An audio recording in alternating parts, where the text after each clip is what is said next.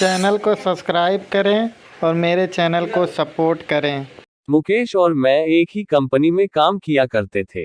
एक रोज हमें ट्रेनिंग पर भेज दिया गया।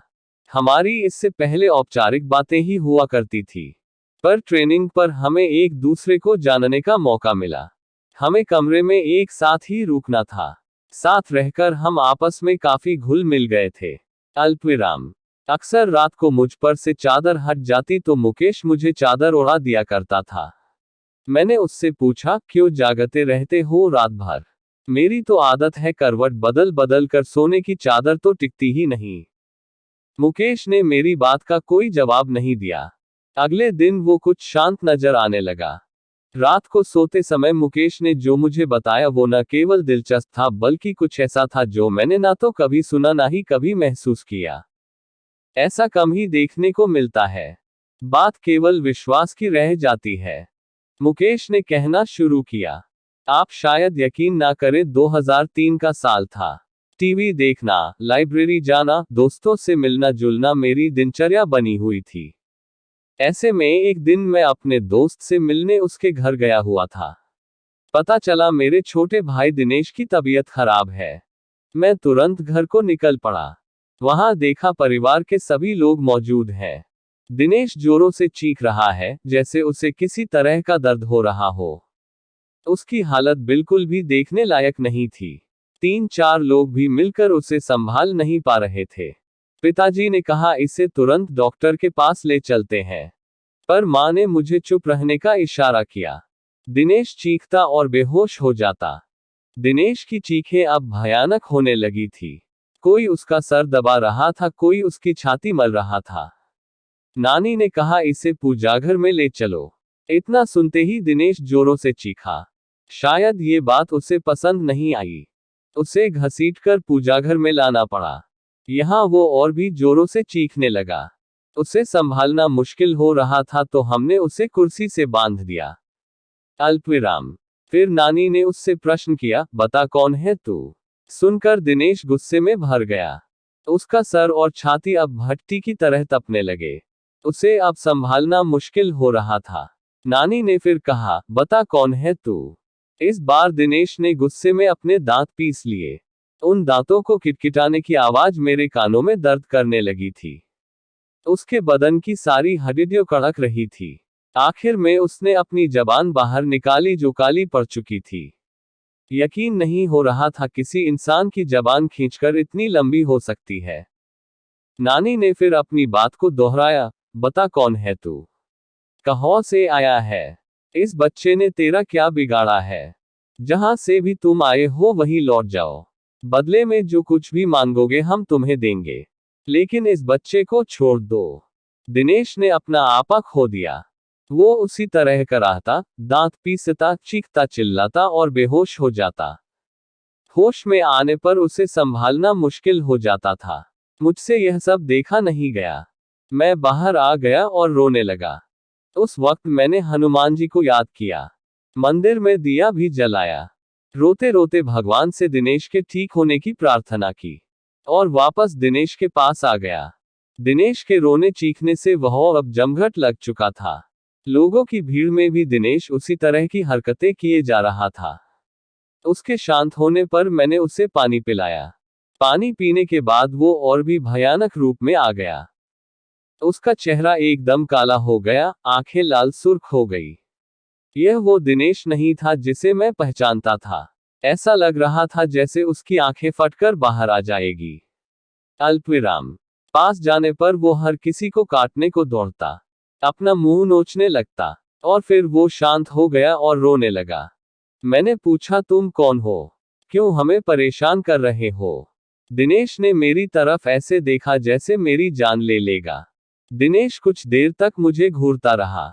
वो दिनेश नहीं था, उसकी जगह किसी और ने ले ली थी।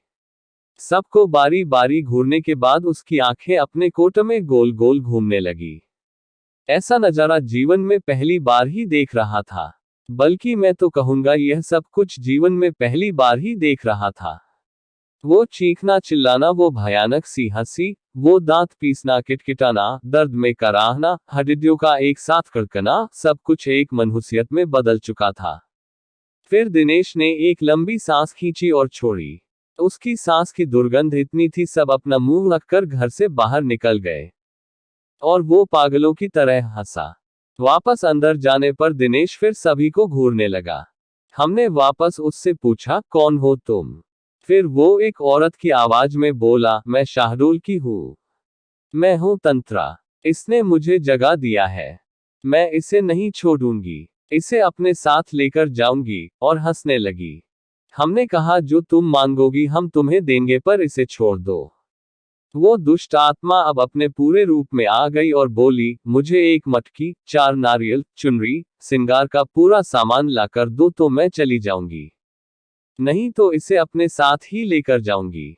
जल्दी करो, दफा हो जाओ।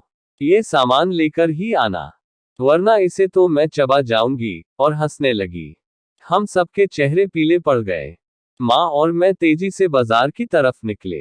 रास्ते में मौ रोने लगी तो मैंने उन्हें दिलासा दी, सब ठीक हो जाएगा माँ। माँ बोली, कुछ भी ठीक नहीं होने वाला मुकेश। मैंने तुझे बताया नहीं। इसने जब अपना पहला असर दिखाया था, तब दिनेश को क्या हुआ हम समझ ही नहीं पाए थे। दिनेश के साथियों ने हमें बताया। उस दिन दिनेश के ऑफिस में मीटिंग थी। सब आपस में हंस बोल रहे थे। सब कुछ ठीक था कि अचानक दिनेश की तबीयत बिगड़ने लगी। दिनेश ने सामने रखा गिलास उठाया और पानी पिया। पानी पीते ही दिनेश बेहोश हो गया। उसके साथी चौंक गए। 2 लोगों ने मिलकर उसे टेबल पर लिटाया। उस समय उसकी आंखों से आंसू बह रहे थे। वो अपनी साथियों से कुछ कहना चाह रहा था, लेकिन उसके मुंह से एक शब्द भी नहीं निकल पा रहा था। उसके साथी उसे हॉस्पिटल ले गए। हमें जैसे ही सूचना मिली हम सभी वहां पहुंच गए। कुछ देर बाद दिनेश ठीक हो गया। क्या हुआ उसे खुद भी कुछ मालूम नहीं था। उसे इतना याद था कि वो बेहोश हो गया था। उसके बाद कभी ऐसा कुछ नहीं हुआ जिससे कोई परेशानी हो। तुम ठीक कह रही हो मौ, उसके बाद भी कुछ हुआ जरूर था। क्या मतलब? मौ बोली, मतलब ये माँ, पिछली बार जब मैं छुट्टियों में घर आया था, उस रात मैं कमरे में सो रहा था। रात के 3 बजे का समय था। कमरे की खिड़की खुली हुई थी और उससे तेज हवा कमरे में आ रही थी। उस हवा के शोर से मेरी आंख खुली। मैंने देखा एक साया मेरे पास खड़ा था। ध्यान से देखने पर भी मैं उसका चेहरा ना देख पाया। उसके चेहरे पर कालिख के अलावा कुछ ना था। उसका शरीर धुएं जैसा था। अचानक वो साया बादल की तरह तैरता मेरे पास आने लगा। मैं घबरा गया और अपनी चादर में मैंने अपने आप को समेट लिया। वापस देखा तो वो साया वहां नहीं था। इसे अपना वहम मानकर मैं भूल चुका था। पर अब दिनेश के हालात देखकर लगता है कुछ तो जरूर हुआ है माँ। इसके बाद मैं मटकी लेने चला गया और माँ सिंगार के लिए सामान खरीदने लगी। मुझे दुकानें बंद मिली तो मैं सीधे कुम्हार के घर चला गया। वहां से लाल और काली दोनों मटकी ले आया। वापस आकर जो ही सामान हमने दिनेश के आगे रखा वो शांत हो गया। नानी उसे देखने गई और दिनेश के सामने जाकर खड़ी हो गई। कुछ देर तक नानी उसे ऐसे ही देखती रही तो हमने नानी से पूछा, क्या हुआ नानी? नानी हमारी ओर पलटी। अब नानी के चेहरे के भाव दिनेश जैसे हो गए थे। हम और भी घबरा गए। नानी ने भी उसी चीख के साथ रोना शुरू कर दिया और कहा, मैं शाहडोल की हूँ। मेरी हत्या कर दी गई थी। मेरी लाश के बेरहमी से टुकड़े टुकड़े करके दफन कर दिया गया। मुझे इंसाफ चाहिए। मुझे जहां गाड़ा गया वहां ये लड़का पेशाब कर आया। मैं सोई हुई थी, इसने मेरा अपमान किया और मुझे जगा दिया। पर अब मुझे कुछ नहीं चाहिए, मैं जा रही है। मुझे रास्ता दो। हमने पूछा, तुम इसे दोबारा परेशान नहीं करोगी? वो बोली, नहीं, इसने मेरा अपमान किया जिसकी सजा मैंने दे दी। अब मुझे जाने दो। और नानी बेहोश होकर गिर गई। हमने नानी को संभाला। इतनी देर में दिनेश भी सामान्य हो चुका था। हमने दिनेश को भी कुर्सी से खोल दिया। फिर कुछ दिन और बीते। दिनेश को काम के लिए भोपाल जाना पड़ा। दिनेश और ऑफिस के कुछ लोग होटल में रुके। अल्पविराम। होटल में आधी रात को लोगों ने शिकायत की, वह कमरे से रोने की आवाजें आ रही हैं। होटल कर्मी ने जाकर देखा तो वो आवाजें दिनेश के कमरे से आ रही थी। कमरा अंदर से बंद था। तो होटल कर्मी ने दूसरी चाबी से कमरे का दरवाजा खोला। सामने दिनेश था, होटल की चादर में पूरा लिपटा हुआ और जमीन से 2 फुट ऊपर हवा में उसका शरीर तैर रहा था। उसके मुंह से अजीब अजीब आवाजें आ रही थी। इस भयानक नजारे को देखकर उन लोगों के दिल दहल गए। कुछ लोग तो भाग खड़े हुए। अल्पविराम। बाकी लोगों ने दिनेश को पकड़ा तो वो चीख पड़ा और चिल्लाने लगा। लोगों ने पुलिस को फोन कर दिया। शांतिभंग के आरोप में पुलिस दिनेश को ले गई। उसके साथियों ने उसे छुड़ाया। उसके बाद दिनेश का लगातार यही हाल रहा। किसी ने मांडल के जंगलों में एक तांत्रिक होने की बात हमें बताई। शायद वो दिनेश को ठीक कर सके। हमने उसे बुलाया। उस तांत्रिक ने भी आत्मा से बातें की तो उसकी वही मांग शुरू हो गई। मटकी, 4 नारियल, चुनरी और श्रृंगार का सामान। अभी तक याद है मुझे वो किस तरह अपनी मांगे दोहराती थी। इन सब के साथ उसने शराब भी मांगी। रात के समय शराब कहीं भी नहीं मिली। मैं भागा भागा अपने मोहल्ले की उन गलियों में गया जहां से मुझे गुजरना भी गवारा नहीं था। पर भाई की सलामती के लिए भी उन गलियों में गया जहां अक्सर लोग नशे में धुत पड़े रहते थे। शराब की दुर्गंध के कारण दिन में भी उस गली से कोई नहीं गुजरता था। वहां जाकर मैंने उन लोगों से शराब मांगी तो उन्होंने कहा, क्या आज तू भी पिएगा? आजा आजा बैठ यहाँ, आज तू बेटा सारे गम भूल जाएगा। मैं गम भुलाने नहीं आया हूँ। मेरे भाई की तबीयत खराब है, उस पर ऊपरी साया है। तांत्रिक शराब से पूजा करेगा। यह सब जानने के बाद उन्होंने अपनी शराब की बोतल मुझे दे दी, जिसे लेकर मैं लौट आया। इसके बाद शराबियों से मेरी नफरत कम हो गई। तांत्रिक ने पूजा शुरू की।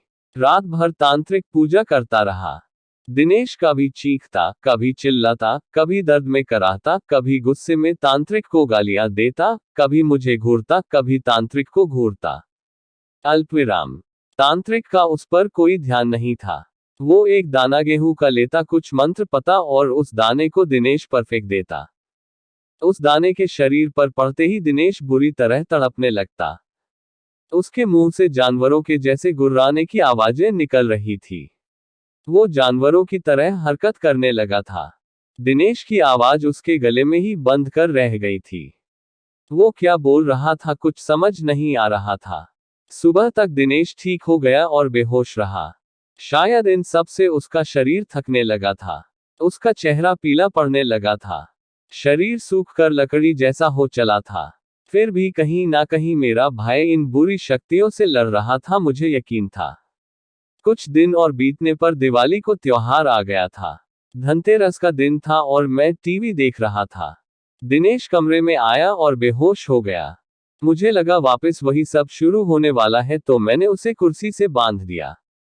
दिनेश थोड़ा होश में आया और उस आधी बेहोशी की हालत में उसने मुझसे कहा, भाई अब मैं नहीं बचूंगा, मैं खत्म हो जाऊंगा। ये सुनकर मेरी आंखों से आंसू आ गए। मैं अपने भाई को इस तरह जिंदगी से हारते नहीं देखना चाहता था। दिनेश भी रो रहा था, भाई मैं मर जाऊंगा। मैंने खुद को संभाला और दिनेश को बांध दिया। बाइक ली और एक दोस्त को साथ लेकर मैं उसी तांत्रिक को बुलाने निकला। मांडल के घनघोर जंगल, घुप्पा अंधेरा। मैं तांत्रिक के घर पहुंचा। तांत्रिक भी उस दिन शराब के नशे में था। उसे बाइक पर बीच में बैठा कर ले आए।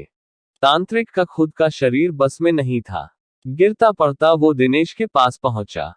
जैसे ही उसने दिनेश का हाथ पकड़ा उस तांत्रिक का सारा नशा उतर गया। उसने वही पूजा दोहराए और सुबह होने तक दिनेश फिर ठीक हो गया। अब तो यही सिलसिला चालू हो गया था। तांत्रिक आता, पूजा करता और सुबह तक चला जाता। मटकी, 4 नारियल, चुनरी और श्रृंगार का सामान हमारी रोज की जरूरत बन गई। ये सब चीजें अब घर में हर समय मौजूद रहने लगी। रोज रात घिरते घर में मनहूसियत सी छा जाती। घर के एक कोने में शराब की बोतलों का ढेर इकट्ठा हो गया था। ऐसा कोई मंदिर नहीं बचा, कोई मस्जिद नहीं बची जहां दिनेश का इलाज नहीं करवाया। अंत में किसी ने कलकत्ता के काली मंदिर जाने का सुझाव दिया। अल्पविराम। वहां जाकर दिनेश का इलाज कराया। यह भी उसकी वही मांग जारी थी। मटकी, 4 नारियल, चुनरी और श्रृंगार के सामान की। अल्पविराम। पर पुजारी ने साथ साथ कुछ नींबू लोग और कफन भी मंगवा लिया।